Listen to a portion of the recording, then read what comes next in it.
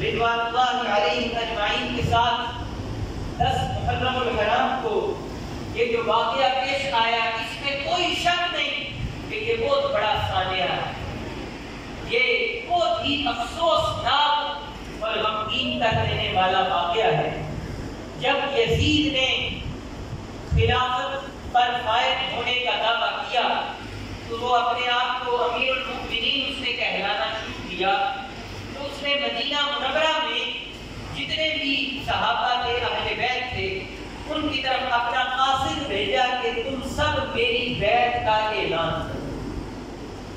اب جب یہ پیغام پہنچا تو جتنے بھی جلیل القدر صحابہ کرام تھے ان سب نے بیعت کرنے سے انکار کیا۔ حضرت عبداللہ بن زبیر، حضرت عبداللہ بن عباس، حضرت عبداللہ بن عمر، ان سب نے بیعت نہیں کی، لیکن یہ اس کا مقابلہ کرنے کے لیے باہر نہیں نکلے، کیونکہ یہ سمجھتے تھے کہ ہماری تیاری نہیں، ہمارے پاس اتنی سوچ نہیں کہ ہم اس کا مقابلہ کر سکیں۔ حضرت سیدنا امام حسین رضی اللہ تعالی عنہ کی طرف کوفہ والوں نے خط لکھے کہ ہم آپ کی بیعت کرنے کے لیے تیار ہیں اور آپ اس بات کے حقدار ہیں کہ آپ امیر المؤمنین بنیں، ہم یزید کی بیعت نہیں کریں گے، آپ یہاں تشریف لائیں تو ہم آپ کی بیعت کریں۔ توجہ فرمائیے گا، حضرت امام حسین رضی اللہ تعالی عنہ نے اپنے چچا زاد بھائی حضرت مسلم بن عقیل رضی اللہ تعالی عنہ کو کوفہ کے حالات معلوم کرنے کے لیے کوفہ کی طرف بھیجا۔ آپ نے فرمایا کہ آپ وہاں جائیں اور جا کے دیکھیں کہ یہ جو خط آ رہے ہیں کہیں یہ جعلی تو نہیں، کہیں یہ جھوٹے تو نہیں، واقعتاً لوگ اس بات پہ تیار ہیں کہ وہ یزید کا مقابلہ کریں، میری بیعت کریں۔ حضرت مسلم بن عقیل رضی اللہ تعالیٰ عنہ کوفہ پہنچے تو کوفہ کے سینکڑوں لوگوں نے پہلے دن ہی ان کے ہاتھ پہ بیعت کر دی، دوسرے دن بھی ہزاروں لوگ آئے، حضرت مسلم بن عقیل رضی اللہ تعالیٰ عنہ کے ہاتھ پہ انہوں نے بیعت کی، اور حضرت مسلم بن عقیل نے پھر خط لکھا امام عالی مقام رضی اللہ تعالیٰ عنہ کی طرف کہ ان لوگوں نے میری بیعت کر لی ہے، آپ جلد از جلد مدینہ منورہ سے تشریف لے آئیں یہاں کوفہ کی طرف، اور یہاں آپ آ کے سب لوگوں سے بیعت لیں، اور یزید جو خلافت کا ہرگز حقدار نہیں ہے، جو فاسق و فاجر ہے، جو بہت ہی شاعر اسلام کے خلاف ورزیاں کرنے والا ہے، آپ اس کا مقابلہ کریں۔ اس میں کوئی شک نہیں کہ یہ بہت بڑا سانحہ ہے، یہ بہت ہی افسوسناک واقعہ ہے، لیکن ایک بات آپ کی خدمت میں عرض کرنا چاہتا ہوں، توجہ ہے نا؟ ایک بار بآواز بلند کہہ رہے سبحان اللہ۔